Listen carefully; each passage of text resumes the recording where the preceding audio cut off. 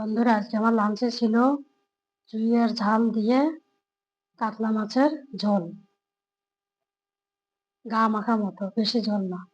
এইভাবে বানিয়েছি, দেখি কেমন হলো। এটা ছিল সেই চুই হয়েছে।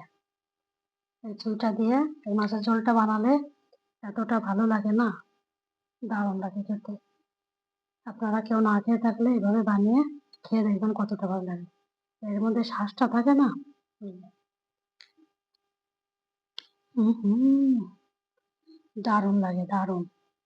এর মধ্যে শ্বাস ভর্তি। এটা খেলে এটা এত ঝাল লাগে, কিন্তু খুব ভালো। এই বর্ষার দিনে সর্দি কাশির জন্য খুব ভালো। একদম। এই মাছটা যা দারুণ হয়েছে। মাছের ঝোলটাকে এইভাবে বানিয়ে খেয়ে দেখবেন। বেশি মশলা দেওয়ার প্রয়োজন হবে না, কিন্তু খেতে এত দারুণ হবে না, অন্যরকম স্বাদ।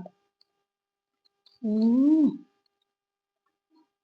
আর এতে শুধু শ্বাস ভর্তি এই সুইয়ের ডালে।